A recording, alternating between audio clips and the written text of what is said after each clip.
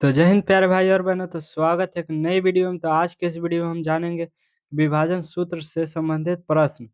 उससे जितने भी संबंधित प्रश्न अंतःविभाजन होता है और बाह्य विभाजन होता है, इससे संबंधित जितने भी प्रश्न हैं आज के इस वीडियो में देखने के बाद आपको कोई दूसरा वीडियो देखने की आवश्यकता नहीं होगी। यहाँ पर पहले चलिए हम फॉर्मूले को समझते हैं कि फॉर्मूला क्या होता है अंतःविभाजन और बाह्य विभाजन का। सबसे पहले हम अंतःविभाजन की बात करते हैं। तो अंतःविभाजन होता है mx2 प्लस nx1 बटा की m प्लस n और m/2 प्लस n/1 बटा की m प्लस n। और बाह्य विभाजन में होता है mx2 माइनस nx1 बटा की m माइनस 1 और m/2 माइनस n/1 बटा की m माइनस n। तो देखिए अंतः में प्लस होता है और बाह्य में माइनस होता है, बस यही अंतर है और कोई भी अंतर यहाँ पर नहीं दिख रहा होगा। तो चलिए हम पहले इसको समझते हैं। तो यहाँ पर देखिए यहाँ पर क्वेश्चन दिया हुआ है जिसमें हम अंतः और बाह्य दोनों के बारे में हम यहाँ पर जानेंगे। अंतः के विभाजन के बारे में भी जानेंगे और बाह्य विभाजन के भी बारे में। दोनों एक ही क्वेश्चन से दोनों को समझेंगे। यहाँ पर चलिए देखिए हम एक फिगर यहाँ पर ड्रॉ करते हैं जो दिया हुआ है P। मान लीजिए बिंदु दिया P दिया हुआ 5 कॉमा के -2, 5 कॉमा के -2 दिया हुआ है और एक बिंदु यहाँ पर Q दिया हुआ है जिसका कोऑर्डिनेट यानी कि निर्देशांक दिया है 9,6। तो चलिए हम इसको मिला देते हैं। चलिए यहाँ पर मिला देते हैं। यहाँ पे देखिए दोनों के मिलाने के बाद बोले रेखाखंड के मिलाने बाह्य रूप से 3:1। तो देखिए 3:1 कहने का मतलब 3 भाग हिस्सा इधर रहेगा, 1 भाग हिस्सा उधर रहेगा। तो मान लीजिए कि बीच यहाँ से होता है तो एक यहाँ से होगा। तो मान लीजिए इस प्रकार से, तो यहाँ पर कोई बिंदु R है, हमें इसी R कोऑर्डिनेट का इसी R बिंदु का कोऑर्डिनेट यानी कि निर्देशांक ज्ञात करना। क्या बोल रहे हैं? उस बिंदु का निर्देशांक, तो इसी बिंदु का जो 3:1 के रूप में विभाजन करते हैं, क्योंकि इस देखिए तो 3 जिधर रहेगा वो बड़ा रहेगा, सिंपल सी बात है। तो 3 जो रहेगा वो बड़ा रहेगा और 1 छोटा रहेगा। देखिए इसको आप m मानिए, इसको n मानिए। एक ठो का m मानेंगे, एक ठो का n मानेंगे। मानने के बाद आपको सिंपली फॉर्मूला में पुट कर देना और आप देखिए तो कोई भी कोऑर्डिनेट यानी कोई भी निर्देशांक का होता है x1 और y1 और x2 और y2।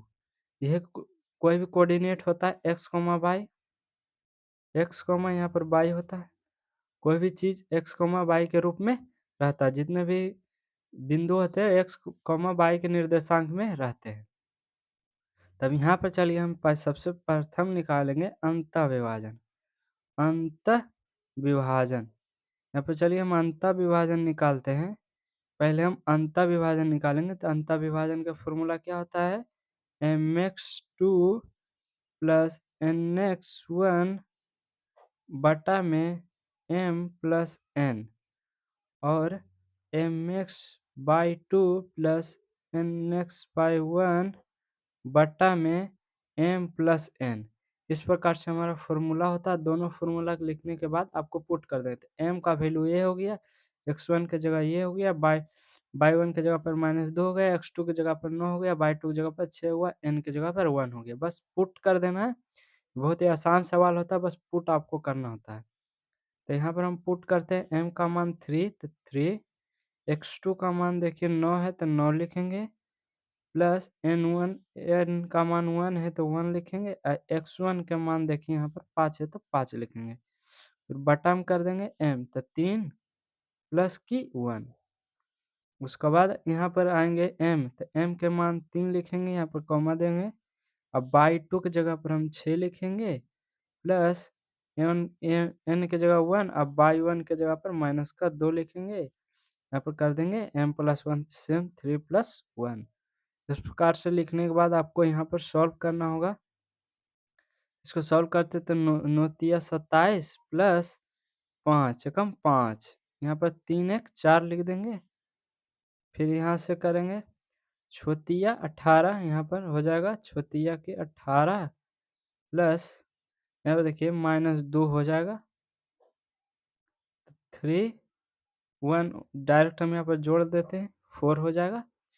इसको भी सॉल्व करते हैं तो 27 और 5 यहाँ पर जोड़ेंगे तो यहाँ शायद 32 आएगा। यहाँ पर 32 लिखेंगे, शायद जोड़ दीजिए, 7 5 12 2 हाथ में 1 और 5 2 यहाँ पर 2 नहीं होगा, 2 1 3, 32 बटा के हम 4 कर देंगे। फिर यहाँ देखिए प्लस माइनस माइनस होगा, तो माइनस करेंगे, 18 में से 2 गया तो यहाँ पर कितना आ जाएगा 16, 16 में 4, इस चलिए हम इसको घटा देते हैं, 8 4 अठी 32 और 4 चौक 16। यहाँ जो इसका निर्देशांक आया है 8 कौमा की 4 आया है, 8 कौमा की 4 आया किसका अंतः विभाजन में। अंतः विभाजन में इसका जो मान आया है वो कितना आया है 4 कोऑर्डिनेट 2 यानी कि इसका जो कोऑर्डिनेट आया है 8,4 इसका जो कोऑर्डिनेट आया। तो चलिए बाह्य विभाजन बात करते हैं, बाह्य विभाजन की दूसरा जो हमारा है बाह्य विभाजन। तो बाह्य विभाजन हम कैसे निकालेंगे?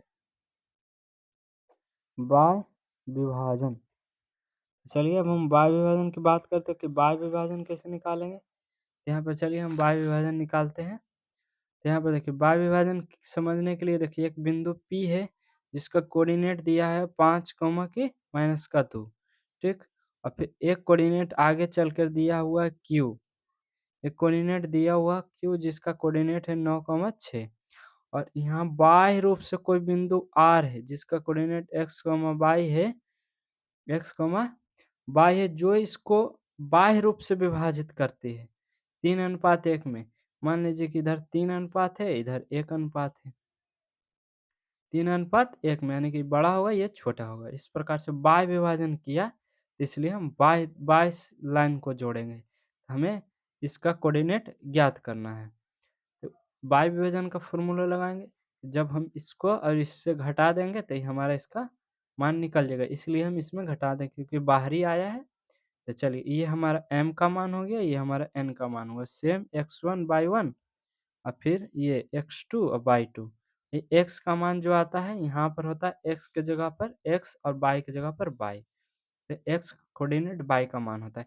और चाहे तो आप इस प्रकार से भी लिख सकते हैं, x बराबर m mx2 माइनस nx1 बटा कि m माइनस n, इस प्रकार से लिखिए।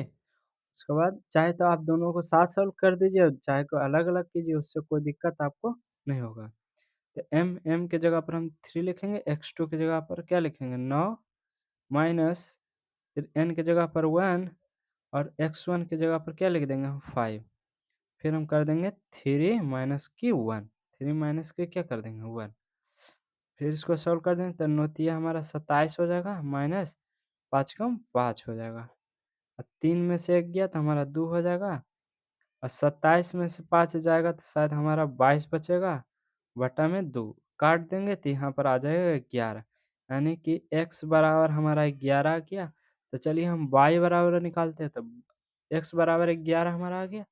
तो y बराबर निकालेंगे तो same formula m/2 minus n/1 बटा कि m minus n। Same formula m की जगह पर हम 3 लिखेंगे, y2 की जगह पर 6 लिखेंगे, माइनस n, y1 की जगह पर माइनस 2, n की जगह पर सॉरी यहाँ पर 1 लिखेंगे क्योंकि n ये कभी-कभी ऐसा होता है कि रेशियो हमें निकालना होता है, बाकी सब इसका मान दिया रहेगा, हमें इन दोनों का रेशियो ज्ञात करना है। इन दोनों का रेशियो ज्ञात करने के लिए आप n m और n के मान छोड़ सकते हैं, तो हमारा समीकरण में निकलेगा।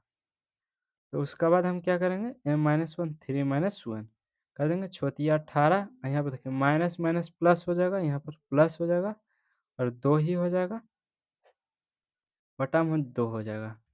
इस प्रकार से फिर इसको हम सॉल्व करेंगे तो 18 2 20 बटा के 2 काट देंगे 10। तो हमारा जो इस प्रकार से बाह्य विभाजन का कोऑर्डिनेट आ गया r बराबर x, y। तो x, y तो x की जगह पर 11, y की जगह पर 10, यानी कि 10 कोऑर्डिनेट 11। इस प्रकार से हमारा दोनों दोनों बाह्य विभाजन और अंतः विभाजन का यहाँ पर निकल चुका है। तो चलिए मिलते हैं किसी नेक्स्ट धाकड़ वीडियो में, जब तक के लिए जय हिंद, जय भारत, वंदे मातरम।